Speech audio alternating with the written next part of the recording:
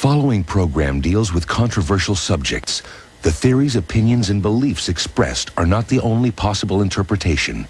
Viewers are invited to make a judgment based on all available information.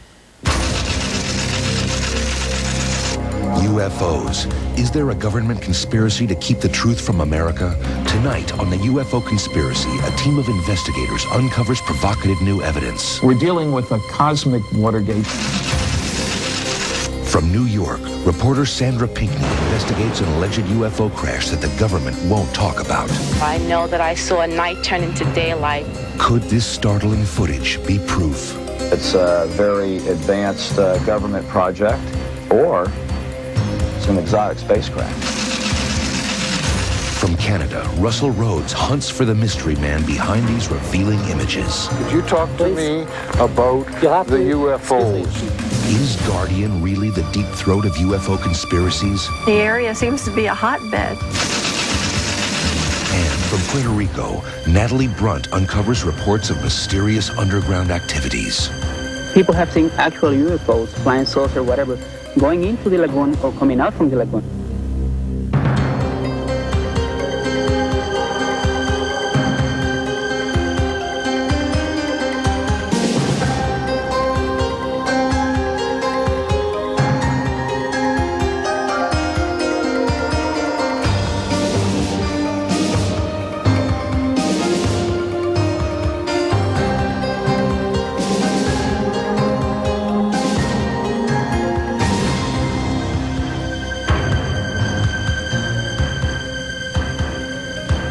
Welcome to Encounters. I'm John Marshall.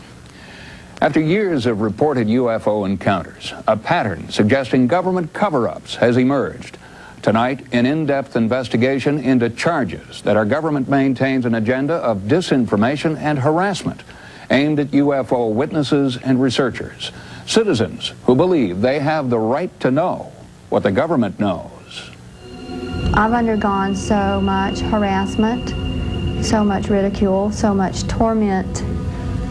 I don't want other people to have to go through this. And if they want to do anything with me, let them do it. They've took my health. They've ruined my life. So what else could they do? And that the two of them had been told by the military people that if they ever talked about this, not only would they be killed, but their family would be killed. The Army, the Air Force, the Navy, the Central Intelligence Agency, the National Security Agency, the DIA, you name it, FBI, every intelligence agency or law enforcement group within the government structure has been involved in UFOs one way or another. Anybody who says the United States government is not withholding information about flying saucers is simply either ignorant or intentionally lying, or both. Someone very high up is trying to keep a lid on the whole thing. Why would the government keep all this secret since World War II unless there's a damn good reason? These UFO researchers are convinced the pattern of cover-ups started in July 1947 near Roswell, New Mexico. On that date, civilian reports of a UFO crash were actually confirmed by the military in this press release. But strangely, barely 24 hours later, that same military was denying that anything of an extraterrestrial nature had ever happened. That story set the tone for almost 47 years of massive misrepresentation and cover-up. We're dealing with a cosmic Watergate that continues to this day. And one of the many myths about this subject is that the Freedom of Information Act gives you access to anything you want. There can't possibly be a cover-up that would extend that law. That any classification reasons for security that existed in 1947, I couldn't see would be valid in 1994. And I think if that is the case, it's time to unclassify the matter. We've tried to go to court to retrieve some of this material. A group of us called Citizens Against UFO Secrecy went after the CIA. We want your UFO stuff. They said, we don't have any, go away. We appealed, they denied, we go to court. Judge says, do a search. They come back to court, they found 239 UFO documents. Did the Freedom of Information Act provide the information windfall researcher Stanton Friedman was looking for? Hardly. You can read 8 words on this CIA UFO document, and they're not very useful words. Doc reference, info location, stuff like that. Now, these guys have a weird sense of humor. I mean, here's a page, deny in toto, it says. They couldn't even find 8 lousy words to release. In fact, after an exhaustive search, the only official document we've found that acknowledges the potential threat of UFOs is this, a firefighter training manual endorsed by FEMA. I think that this is the first time the subject of unidentified flying objects has been included as a serious subject in a larger technical manual. Most of the information in this chapter is borrowed heavily upon some Defense Department documentation that explains what to do in the event of an encounter with an alien being. Since 1947, there have been over 26,000 reported sightings of UFOs in the U.S. alone. The number of sightings that go unreported is estimated to be over 15 million. Police investigator Larry Fawcett became a serious UFO researcher after his own encounter with a UFO was vehemently denied by the government. His reaction? It changed my outlook on life really quite a bit. It was a dramatic change from somebody saying and believing there's no such things to saying, wow, you know, not only are these things real, but we're being lied to about it by the government. Well, I don't trust our United States government. And I don't mean to be short or ugly, but that's exactly the way I feel. And if they want to do anything with me, let them do it. They've took my health. They've ruined my life. So what else could they do? It happened on a trip through Texas in 1980. Betty Cash, her friend Vicki Landrum, and Vicki's son Colby all experienced something that has never been explained. There was a bright light, a metallic craft, and intense heat. We were literally burning up alive. My head was swollen. I had blisters all over my body from the top of my head to the bottom of my feet. I was so sick, I prayed to die. That's just how sick I was. All 3 were hospitalized with symptoms of radiation poisoning. The prognosis from Betty's doctor was not good. He called my daughter from Dallas, and he told her that he felt like she should come immediately.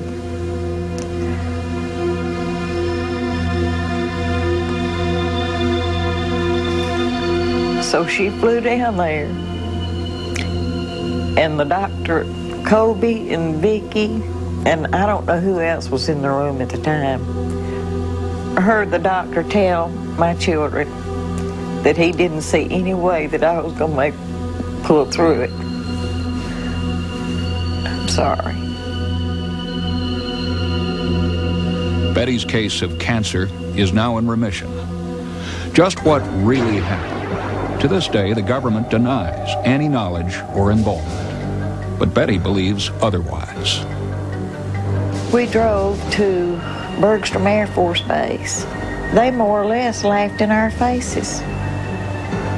Told us that they hadn't even heard anything about it. They knew nothing about it. But yet, when we walked in on this large conference table, there was a huge map.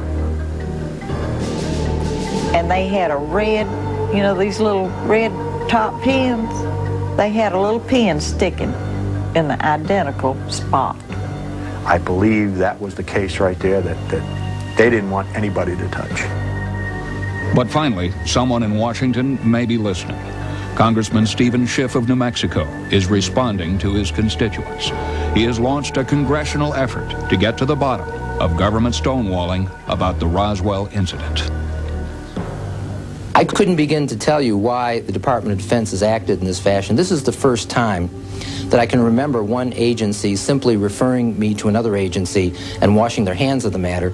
And then in this particular case, the second agency, the National Archives, says they don't have anything. So this is beginning to look like a runaround, and I hope that's not the case, and I hope there's a valid explanation for what's going on. But at the moment, to tell you the truth, I'm baffled about it. There is an effort by the government to keep you away from what's happening here, okay? And that continues on today, and like I said, I object to that. We pay the tabs. The Constitution says we the people. It doesn't say we the CIA, we the NSA. It says we the people. And how they can sit up there and not feel that they're not obligated to us, it's beyond me.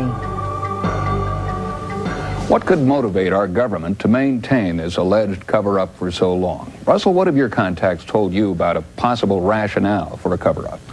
Many people within the UFO community believe that releasing proof of UFOs would so drastically change our concept of society that officials would have to keep what they know secret. Perhaps they would, Russell. Natalie? Imagine the effect it would have on everything from economics to religion to suddenly find out that our global village is actually a galactic village. And another reason for this government secrecy just might be their protectiveness about top-secret aircraft testing.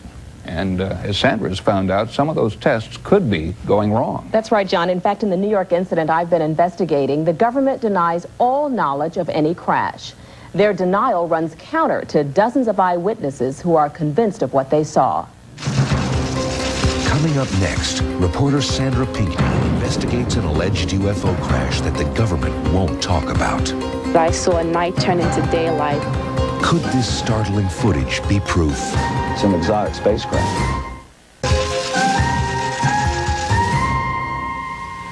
Encounters has been exploring reports of a UFO crash in Long Island, New York, that have the community there deeply divided. Investigating this sighting has been a study in sharp contrasts. On the one hand, no one in an official capacity will confirm anything ever happened.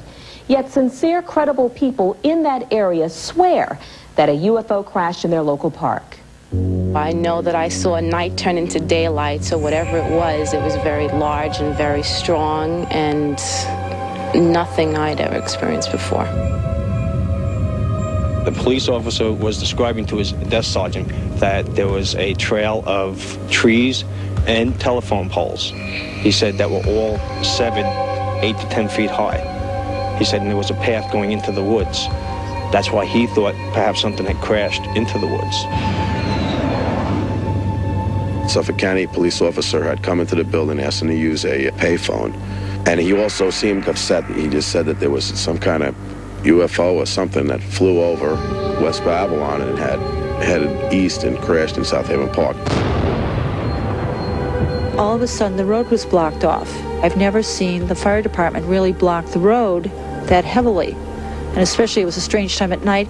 And the other part that was curious was that there were no sirens going. It was going on for like 3 nights in a row. The helicopters and searchlights looking in the park. Something, I don't know what, crashed in South Haven that night. Our investigation began when we saw this videotape leaked by a government defense subcontractor who claimed it was shot at the site of the crash. I managed to get some fairly impressive video, what I firmly believe to be a downed extraterrestrial object. One of the first to publicize the alleged crash was South Shore press editor Rich King. One of the most important facts, especially in a story like this, is to find something on an official level that doesn't make a lot of sense. We've been doing the paper here for 10 years, and we know the patterns within the community. We know when the park opens, when it closes. And we did find out that, indeed, the county had closed the park for 4 to 5 days during that period in November. And that is atypical of the county to do that. In developing the information further, what we could ascertain was apparently the Brookhaven laboratory ended up responding to the call rather than a local community service. So suddenly this had the earmarks of something federal as opposed to local. Eyewitnesses say that the entrances to this park were closed shortly after the crash. They say they were stopped by roadblocks and they saw fire engines. But according to park officials and the Long Island Fire Department, it never happened. I had a chance to speak with South Haven Park Superintendent Bud Corwin, who's been living on site in the park for more than 20 years. There's speculation that a crash happened here in this park, November 24th, 7 o'clock. Do you know anything about it? Not a thing, not a thing. In fact, of course, very shortly after that, we were asked if we knew anything about it, or like people could come in and look, because as a group, that looks for UFOs and objects like this. And no, in fact, I know this park like the back of my hand. I've been on it all my life. But we have park police. And the park police patrol it all the time. And if they had seen or heard anything, I'd know it within 2 minutes. His story was corroborated by the Chief Operating Officer of Suffolk County's Fire Rescue Department, Miles Quinn. There was no fire alarms, active fire alarms dispatched at that time. Possibly a fire truck might have been out for a driver training lesson or something like that, and they would use a park facility to practice with a new driver. But other than that, I wouldn't have an explanation for why there would be fire apparatus in the area. In search of an answer, I spoke with aviation specialist and former member of the Army Special Forces, Chuck DeCaro. You ask yourself, what else is in the neighborhood? Well, Grumman is in the neighborhood, and they build airplanes. The EA-6B, for instance, has electronic warfare systems. You don't want it to fall in the wrong hands. If one of these pods had fallen off, that would explain why the government would try to secure the area and get the pod. But a group of local residents aren't buying this explanation. John Ford, president of the Long Island UFO Network, spoke to encounters about the crash that never happened. Our organization has investigated over 600 UFO-related phenomenon incidents in the New York metropolitan area, with reports coming in as far away as Red China. On the night of November 24th, I myself, who lived 3 miles from South Haven Park, lost my electric power and cable TV while large military helicopters were overflying the area. I drove down in my pickup truck towards the area of Yaphank area and observed a raging forest fire deep in the woods and observed some sort of roadblock. These men were driving military vehicles that had no markings. They were dressed in paramilitary uniforms, black jumpsuits with green fatigue shirts underneath. 5 New York State police cars arrived at that location and were turned back by these men in black. But if the crash did occur, there would have to be a federal record of the incident. Larry Bryant, public affairs writer for the Defense Department, was brought in to investigate the case. Well, I have recently asked the Federal Bureau of Investigation under a Freedom of Information request to provide all records generated in response to such an incident in Long Island. The reply came back negative. It was here, in this remote corner of South Haven Park, that the alleged crash happened. Independent field investigations conducted by teams from the Long Island UFO Network resulted in what they claim is definitive proof of the UFO crash. I think we're under surveillance. They're worried we're going to find something today. Fall out, fall in. We're going to be looking for a swatch of trees knocked down, tops of trees knocked off. We're going to be looking for indications of a large fire, radiation, magnetic anomalies. To gather evidence, electrical engineer Preston Nichols joined the investigation. I walked over with the sensor to the tree. Lo and behold, I got a reading. We got a hot spot right here. The tree's radioactive. That would have to be a tremendous magnetic field to do that, to magnetize a tree. So I've never heard of it anywhere else. I was part of that first investigation. We found a fire cone, a yellow fire tape, do not cross letters on it, which was interesting because they told us they were not in the park for the last 10 years. It's heavily discolored. Looks like it was burnt. Look, the top of that tree is sheared right off. Nice clean cut. Highly suspicious. It's possible that if this is the location of the crash, it may have caused uplifting of large trees. If you look, there's a certain area here that we found, there's 3 gigantic trees absolutely uprooted, falling in different directions, as if something may have taken them out. But what was most amazing of all was we actually found a radiation suit adjacent to the railroad tracks. This we found very puzzling, because we know that people from Brookhaven National Laboratories wear suits similar to this, and we have witnesses that people with white radiation suits were actually in the park that night. But the fire chief of Brookhaven Laboratories Fire Rescue Department denies his team was dispatched. On the night of November 24th, 1992, we did not get called out to any fire off-site. I have copies of my records from that period of time if you'd like to look at them too. Firemen who claim that they were dispatched to the crash site on the night of November 24th say they're afraid to go public with what they know.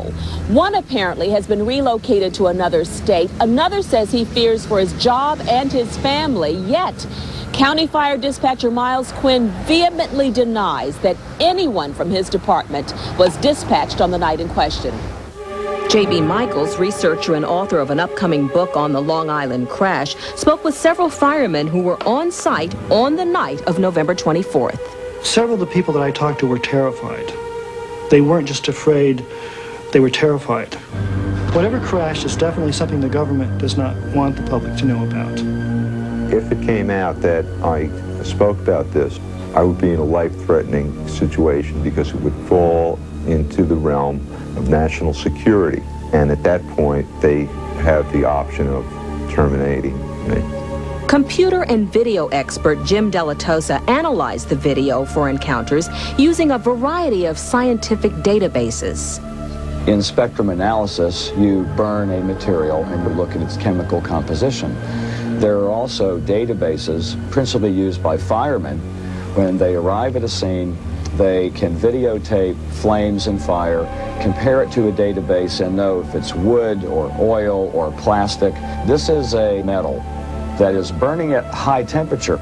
It didn't fit the normal characteristics of fire that would be in this electro-optical database.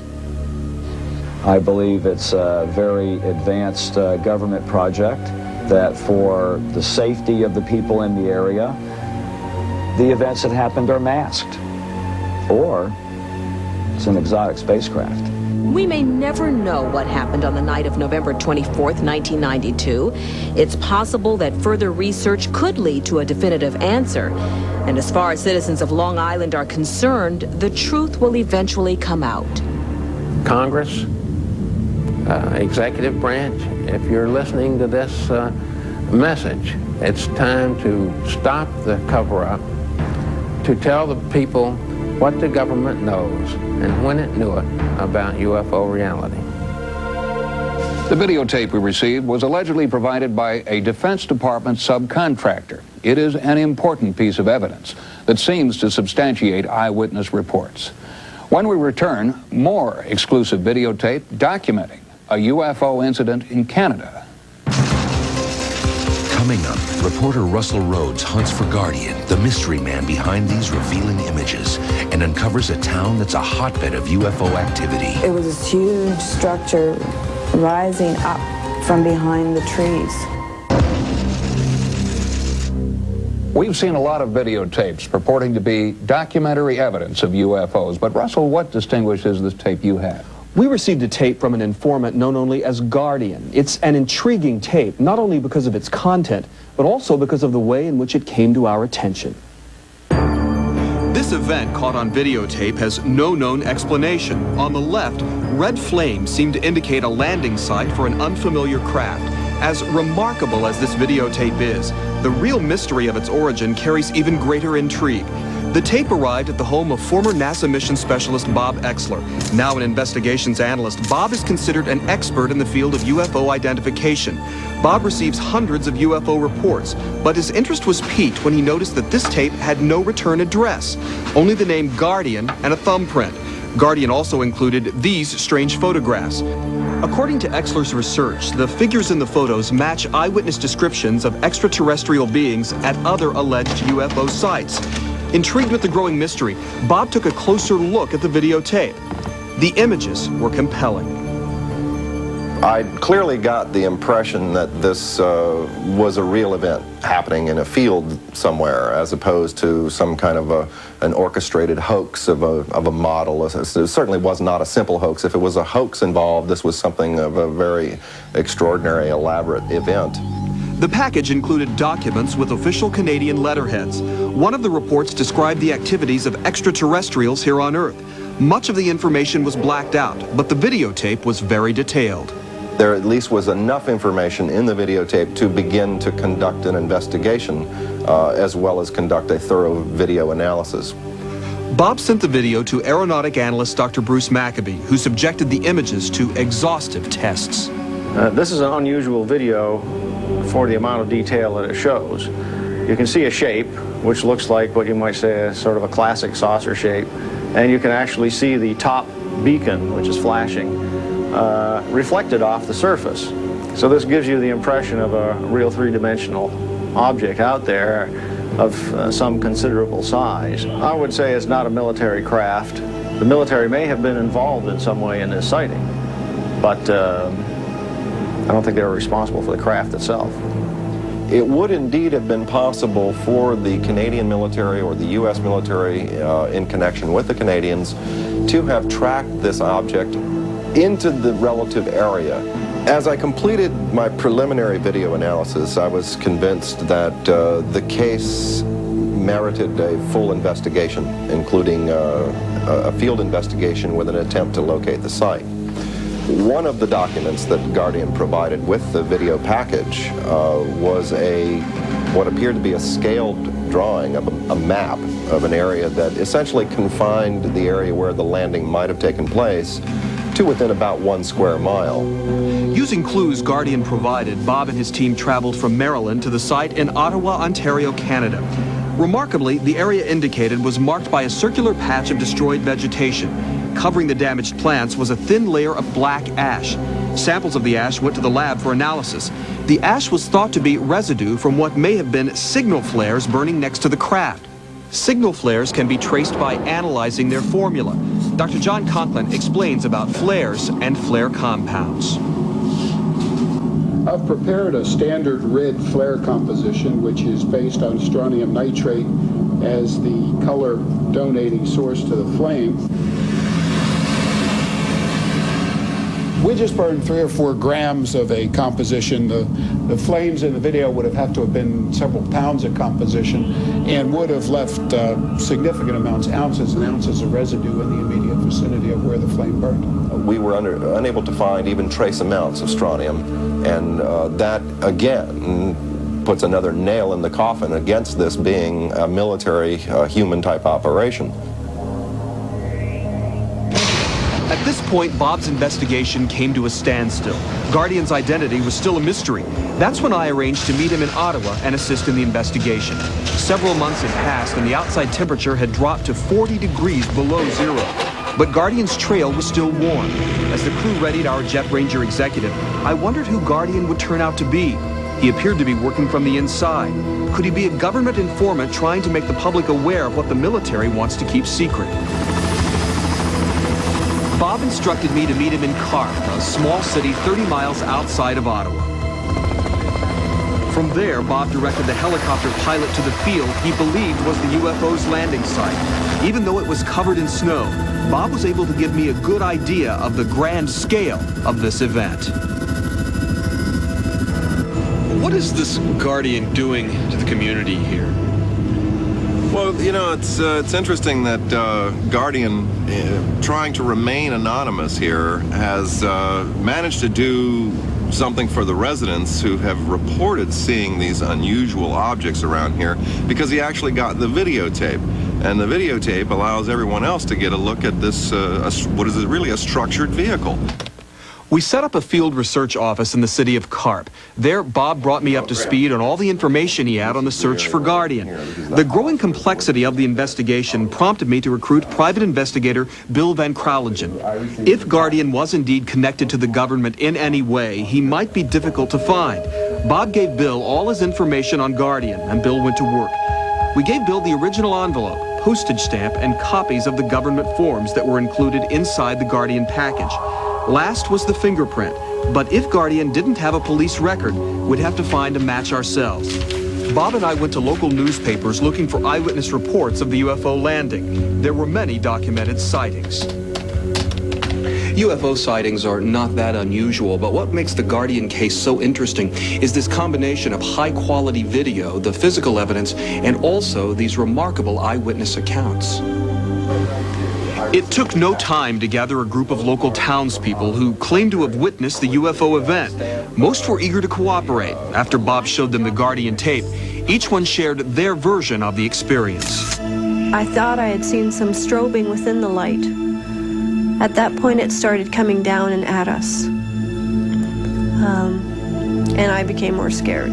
Suddenly in the sky appears a great golden ball with a red halo around it. So I thought, I had no idea what it might be, so I got up and went outside to look for something, and there was nothing there that I could see, so I ignored it. One witness came forward with a detailed description of her encounter. She requested that we hide her identity because of possible repercussions that her testimony might cause. So why don't we... What happened?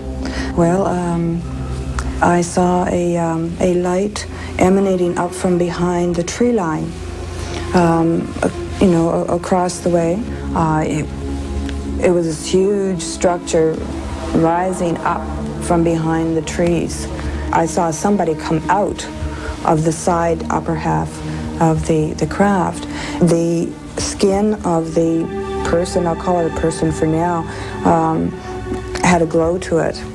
And as a result, I could see features. This is a photograph taken from the Guardian video. Mm-hmm. Is this the same alien you saw? Well, it certainly, yes. Sarah appeared to have witnessed the Guardian event, but it was her next observation that gave us our most important lead to the real identity of Guardian himself. So at that point, I ran outside to the end of my driveway.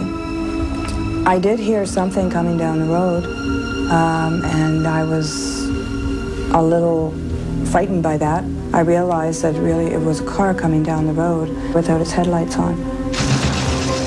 Coming up next, Sarah's lead brings us face to face with Guardian.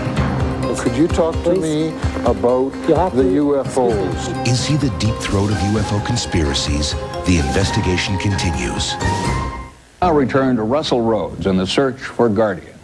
An informant known only as Sarah has provided a critical new lead, a good description of a car she saw on the night of the alleged UFO landing. Based on this new information, we gave the vehicle's description to our private investigator. He began a background check on all similar vehicles that were in the area that day. To eliminate the possibility that Sarah was a part of a hoax, we asked her to submit to a lie detector test. Did you lie about seeing two aliens get out of a craft in front of your house in August 1991? No. The test is now complete. Remain still. Based on what you've seen here, what's your conclusion? My conclusion is Sarah's truthful. What she saw, or what she believes to have witnessed, took place, and she believes this in her own mind. Therefore, she was truthful on these charts. She was not fabricating the incident.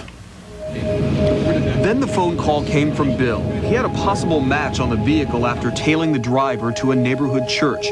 He instructed us to meet him on a side street nearby, so as not to draw attention.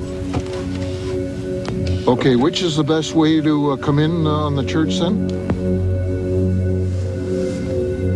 Come in past the church on the school side and you'll come straight on to us. 10-4. Having located a potential target, we began our surveillance. See the vehicle down at the back where that gray window van on your left? 10-4.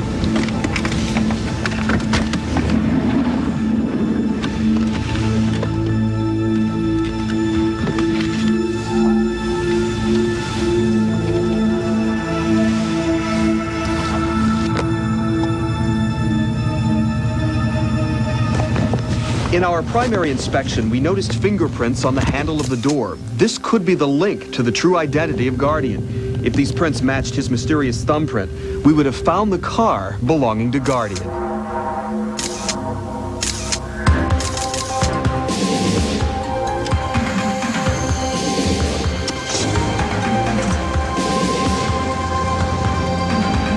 The Guardian suspect immediately jumped into his car and fled. Although we tried, we could not keep up with him. Could this be Guardian? The answer undoubtedly lies in his unique calling card. Unfortunately, we were unable to get prints off of the photograph, and the sub-zero temperature prevented us from using fingerprint tape. But we had a license plate, and that was traced to a private residence. Our stakeout began. Again, we waited, wondering what secrets Guardian was keeping. What could he know that keeps him in hiding? Our entire mission lay on the doorstep of this quiet house. Unexpectedly, the Guardian suspect pulled up In a different car, our PI went to work.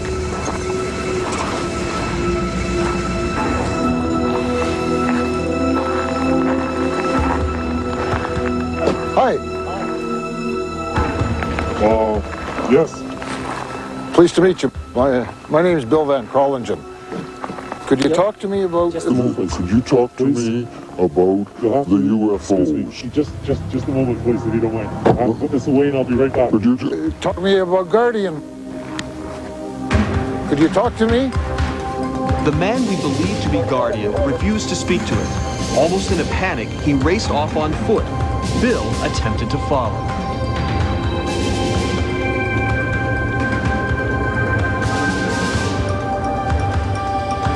Shortly after that video was taken, Guardian broke through our surveillance net. He escaped at a high speed. We just weren't able to keep up with him. Why is Guardian so afraid to reveal his identity? As long as he remains anonymous, we can't know what secrets he is keeping about UFO activity in his community of Carp, Ontario. The area seems to be a hotbed. No one seems to know why. But there have been sightings, constantly for the last few years, and it seems to be escalating.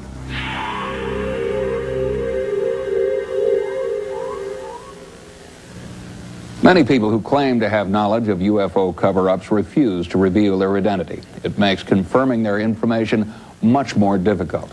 And until more people are willing to step forward publicly, their credibility will continue to be in question.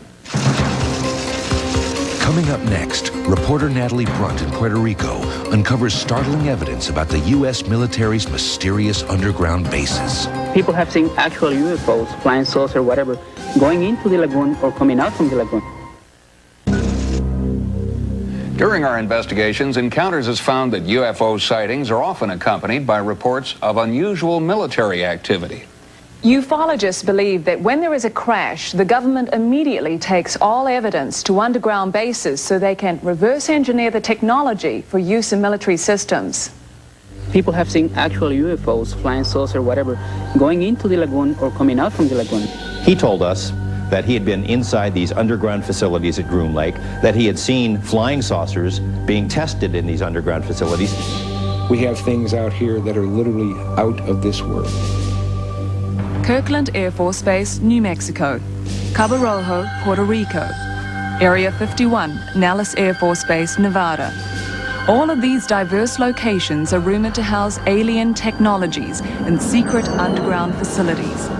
Many experts speculate that these secret bases are used to house captured alien spacecraft and that extraterrestrial beings have been taken there. What really goes on at these underground facilities is totally shrouded in secrecy. In national security jargon, the activities are known as black programs. Black programs or black projects are projects which the Department of Defense considers so sensitive and so secret that they don't even reveal their existence. As far as the public is concerned, they don't exist. Unbeknownst to the general public, in order to conceal these covert activities, huge underground installations have been dug deep into the earth to keep prying eyes at bay. Because of their black program status, some researchers believe these underground bases house research and development facilities for recovered alien craft. In southern Nevada, one such underground base is alleged to exist. Known as Area 51, this top-secret installation fostered such classified programs as the U-2, SR-71, and the Aurora. Area 51 is the most classified government installation in the free world. It is the premier testing facility for every black program that the United States government and some of its allies want to test. But spy planes and stealth bombers are only the beginning. Bob Lazar, a former government scientist, came forward and said, I worked on these things. We're reverse engineering alien technology. We're taking apart flying saucers to figure out how they work.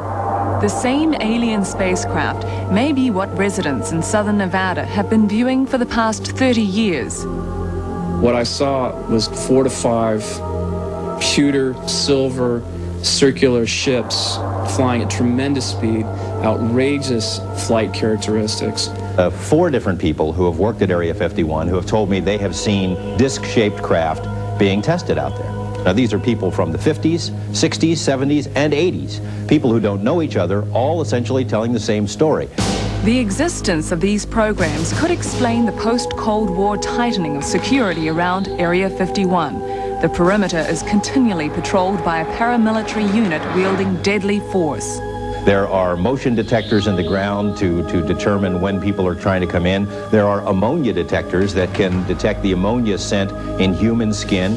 There are planes, there are helicopters, there are guided missiles. They could shoot you right now, drag your body in there, and there isn't a law enforcement agency in this country that can go and retrieve your body.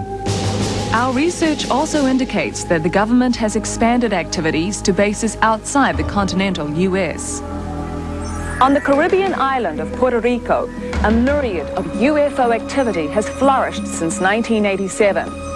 Most of it has been centered here at the Laguna Cartagena outside Cabo Rojo.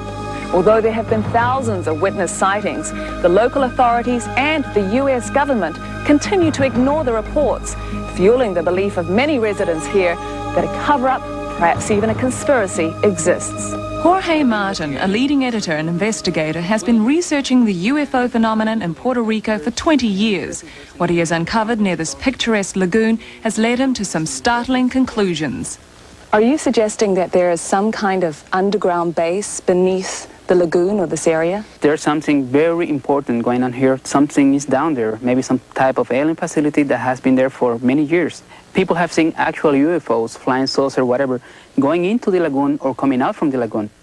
We saw the wall of the lagoon illuminate, and in the dark, something emerging from the water. Mr. Carday, you were out fishing one morning. Can you tell me what you saw? It's 5:45 in the morning. I see in the water the bubbles. A minute later, I see the flying up that go out the water, and it stays 20 seconds in the air. After this, I take my camera and take the picture. In analyzing Mr. Carday's photograph, there's no evidence of a hoax. It doesn't appear as though it was a mistake in the film lab, but there's nothing that has edges on it that we can test with a computer. All we could test for was whether or not it was misty or moving, and it seems to be one of those. Another eyewitness, Amore Rivera, adds to this incredible story, his own tale of abduction and detention in an underground facility. So you believe this was an underground base underneath the sea that you were taken to? Yes. It looked like an underground parking lot, sort of. It didn't have no windows, it didn't have no doors.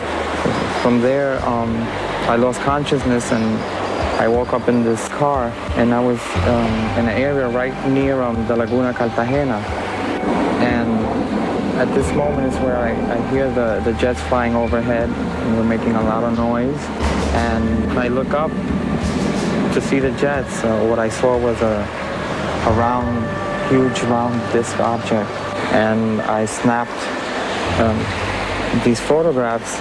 We found in this photograph, looking at the edges, looking at light reflectivity, the angles, the proportions, indicate that this is a flying jet in pursuit of or flying around a disc-shaped object. I think that what the witness reported is what happened. Coincidentally, at the time of these sightings, the government began seizing large quantities of surrounding public land, effectively ending further private investigation. There are indications that this seizure agenda is going on near the sites of other underground bases. What is the government's motive? What if all of us in the world discovered that we were threatened by a power from outer space?